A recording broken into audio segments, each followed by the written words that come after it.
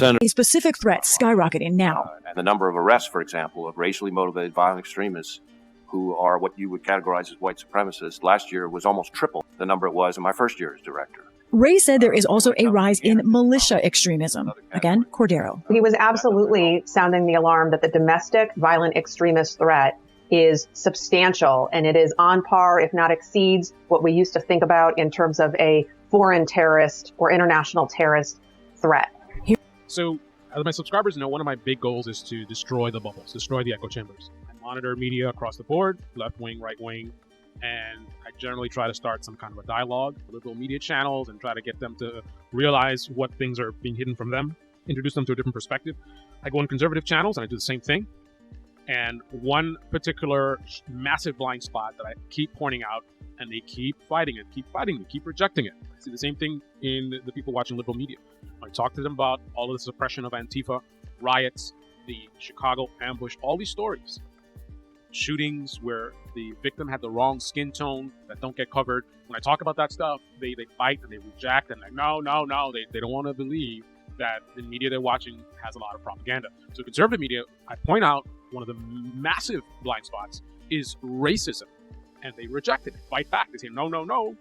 So one thing that I've identified from my analysis and monitoring of conservative channels, they refuse to talk about racism. And if you point it out, it's a very interesting thought process. Rather than hear what I'm saying, think about what I'm saying, process it versus these content creators. Like, is it actually true that they do not cover racism? Instead of doing that, there is an automatic rejection or deflection. So a common thing is, oh, the left race bait. But then it's preaching to the choir. I know they race bait. I call them out for it all the time. But we're not talking about liberal media right now. We're talking about conservative media and why they refuse to have a conversation about racism outside of mocking or calling out the left for their race baiting, which is true. They do a lot of race baiting, but you should really clean your house first before you worry about what's going on in your neighbor's backyard, right? Now, I'm nonpartisan, so I got this. I don't need any help from conservative media. I got this. I'm perfectly capable of calling out these liberal channels for their partisan coverage, for these things that they suppress and don't cover. I got this, right? Conservative media and the viewers need to focus on what you guys are doing wrong. Rather than having, like, the thing is, you see the left is not covering this honestly. They over-report on racial-related topics, right? Under-report about other things. Rather than conservative media have the conversation in a more rational way, more fact-based way, in a way that is not so focused on essentially pandering for views and money, they choose, we're just going to go on the own the libs grift, right? The own the libs golden cow. That's what we're going to talk about. So what that tells me is one of two things, or a combination of both. Perhaps there's an ignorance of racism in conservative media. Just to illustrate, imagine that you were born in, I don't know, North Dakota or something. I presume doesn't have a lot of people with brown skin like myself. So you're not exposed to people that don't look like you. So because of the environment, you're ignorant of racism. Like, what's really happening in this country regarding racism? How bad is it? Where is it? Like, how is it? Like, all these details, you're not consuming media that's talking about it, because conservative media that you watch refuses to discuss it, and you're not seeing it in your day-to-day life. So you're really ignorant of, and this is not like I'm putting someone down, I'm ignorant of everything that I don't consume or expose myself to, right? I'm ignorant of rocket science. I don't consume anything about rocket science, so I'm ignorant of that. Right? If you're living in an area that doesn't have a lot of diversity and you're not consuming media that even talks about it, if the only time you hear about racism is from content that's mocking the left because of their race baiting, then the effect of that, the natural effect of that you'd expect from most people, is an attitude of sort of diminishing, or a feeling that it's not really a serious topic. Again, if every time you hear about racism, it's a conservative commentator mocking the left for making something racial that's not about race, as a human being, that's the only source of data that you have. The effect over time is you are going to naturally be about racism. Now, I'm not saying that you can't know anything about racism. You might have heard something somewhere, or or there's a lot of different ways, even through movies, right? I know that's not the real world, but a lot of these stories are based on reality, right? And by you watching a certain film that maybe tackles the topic of racism, you are able to expand your thought process and think, wow, that's kind of crazy, that's interesting. And you can pick up some things, but if that's your only source of knowledge about racism, then do you really know how bad it really is? I mean, you certainly know how bad it's covered in liberal media because that's what's in front of you. That's what conservative media is telling you all the time. The left is always race baiting, identity politics. That's what they keep telling you about, right? So how bad is it? You wouldn't know. And here's a perfect example. Again, I talk to people on the right, and they say to me, things like, they focus a lot on the over-reporting on the left, but also when you talk about hate groups, they don't want to talk about that either. I don't see any videos about QAnon. See, again, when I talk about that, I don't see any. I'm saying videos that are not about the left, right? They'll talk about these topics, but just to make fun of the left. But own the libs. That's the only time they talk about it. So I don't see videos about QAnon. Like, let's educate ourselves. What is QAnon? What is going on? What's up with white supremacist groups, white nationalist groups? What's happening? Why do we keep having people in our government that seem to have potential ties to white nationalism? Is that actually valid? Is it just totally being made up? Like, what's really going on? Why did Paul Gosar speak at a white nationalist event at the same time that CPAC was going on? What was that about? And he's also said other things, questions. Is he actually, like, having these kinds of conversations? They don't even want to talk about it. And there's a dismissal of, like, QAnon is just a fringe group, it's tiny. I mean, meanwhile, you have QAnon people in the government, right? So you're able to be part of this group that's supposedly the right, like, they don't stand for it, but yet you're able to get enough votes to be in the government, and you're part of this crazy group. I mean, if it's a fringe movement that the people on the right are, outraged about, like, oh, these guys attacked the Capitol and whatever, then you see the same way that they're going after people that voted to convict Trump. It should be 10 times that. We do not stand for the Capitol attack. We don't stand for QAnon. You are not going to be QAnon in our government. We want that person removed. Resign. No, you don't see that. Everyone's quiet. Silence. Why would that be? So now that brings us back to what this video is about.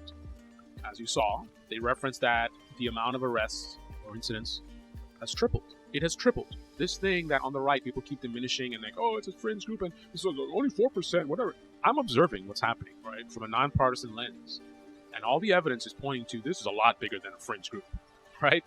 And I know the assumption when people on the right hear me say that, they think I'm caught up in MSNBC. No, I know what MSNBC. Listen, they got Al Sharpton on there. I know what's up, man. You know what I mean? When you got MSNBC, you got somebody like Al Sharpton on there. Trust me, I know. I'm not being persuaded by them and their nonsense, right? I'm looking objectively at the evidence. I'm seeing what's happening. I'm seeing the behavior. I'm seeing what's being said. I'm seeing what's being posted on Twitter and what's not being posted on Twitter. I'm seeing what videos are being made about what topics and what topics I'm not making videos about. I'm seeing a pattern of behavior. Certain things have a certain reaction. Other things have a different reaction, which indicates there's a different thought process about these, right? I believe that typically when you see somebody on the right saying they were outraged by the Capitol attack, they're essentially lying. I'm sure some of them are outraged by it, but in general, they're not outraged by it. If they were outraged by it, there would be a lot more videos posted about it.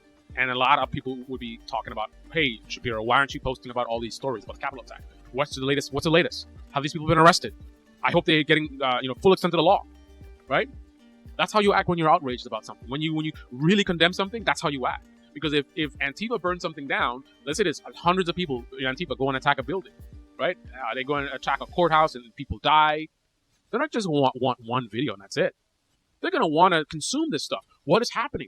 Are these people going to be put in jail? Oh, only 1 year sentence, but 3 people died. Like, this is something you're going to be engaged with, right? The political commentators are going to be tweeting about it, right? Oh, another arrest, right? Completely don't care. They say that it bothers them, but the actions betray it. When things really bother them, there's a lot of active engagement. There's content creation, there's posts on social media, there is the audience that has a hunger, right? Right now, there's a hunger for Potato Head, Mr. Potato Head, right? There was a hunger for AOC said she might have died, right? And therefore, they put a lot of content out there because that's what they care about. They don't care about the Capitol attack. Not everyone, but generally speaking. That being said, while there is this kind of like, oh, it's a fringe group, tripled. I track actual racist groups, and it's interesting that I'm hearing this from the FBI, but through my own investigation, my own monitoring of these racist groups, like actual racist groups, I've already shared this with my subscribers. I've seen directly that they were very excited about Donald Trump's presidency. And they have said, literally, that they have expanded their numbers massively. he has given them a great boost. This is not MSNBC and CNN trying to, this is me telling you what actual white nationalists that want blacks to go back to Africa, those guys, this is what they think. They love Trump for what he did for their movement. And they say that right now they're in a great position as far as their numbers. And here's the FBI guy literally expressing the same thing. He's obviously got more information than I have, but that was my findings as well. That's what I observed as well. But unfortunately, here's the reality of what I'm seeing. We have a lot of people on the right, it's not just on the right as well, but a lot of people on the right that are still living in the 60s and 70s. They're waiting around for people in hoods, for people to hang brown-skinned folks and drag them by the back of a truck. That's what they're waiting for, right? They're waiting for someone in the government to say, you know, hey, certain groups of people are like monkeys, right? That's what they're waiting for. I hate certain groups. That's what they're waiting for. They're stuck in the 60s and 70s. Let me give you guys a wake-up call. If you're on the conservative side, we're not in the 70s and 60s anymore. In this day and age, from what I've observed, what I've been learning about how things work today, it is hiding in plain sight, right? Again, we know the left will over-report and exaggerate and make it bigger than it is. But then the right does the exact opposite. They diminish it to where it's, you know, it's nothing worth really worrying about. We certainly don't need to see any videos about it, right? We'll just let the left race bait, and then we won't even have a dialogue. Listen, in today's day and age, there's a lot of deception going on. These groups with the hoodies and all that kind of stuff, that's not how it goes down. The way it works now, you have normal people, doctors, lawyers, police officers, and they're not having clan meetings, right? Some of them are in groups, and the groups have clever names that don't sound like anything, sound harmless, sound cartoonish, right? They may even have members in their group that are minorities. Essentially, what I've observed today is it's not like back in the day where you could do these things as overtly as you did. I mean, think about, like, the right likes to talk about cancel culture, right? Think about cancel culture, right? You get in so much trouble for some minor things, right? Can you imagine if you get anywhere near how things used to be back in the day? So, hiding in plain sight is the way it is. So, if you're a conservative, you're waiting around for super, super overt and obvious, like, racism. You're going to be waiting and this is the very reason why there needs to be a conversation about racism. The left is talking about it. They just need to tone it down and stick to the facts. The right is not talking about it at all. And that's a problem. Again, the actual white nationalists talking right now about how their movement has expanded. I've seen it myself. The FBI confirmed that as well. These groups are growing at a tremendous pace. Just keep waiting around for the overt hoods and all that stuff. You can have a rude awakening coming. But unfortunately, the people that are going to be most affected by what you're ignoring, and then you're going to look back, if things don't turn around, you'll look back and say, wow, I had no idea. Well, I'm telling you. So maybe reach out to your conservative commentators of choice and try to urge them to at least have the conversation. Because I can guarantee you, the average person consuming conservative media mostly, grossly uneducated about how bad racism actually is in this country. I'll leave you with this bonus side note. A ton of conservative channels made memorial videos for Rush Limbaugh, multiple even, except for 2 channels, Officer Tatum and the Conservative Tunes. You guys have any idea why that would be? Of all the conservative channels, why is it that the 2 brown-skinned ones are the only ones that didn't really do a Rush Limbaugh? Comment below. This is the Debate Me channel. Debate me in the comment section below. Click on the like button, subscribe, smash that bell. Be well.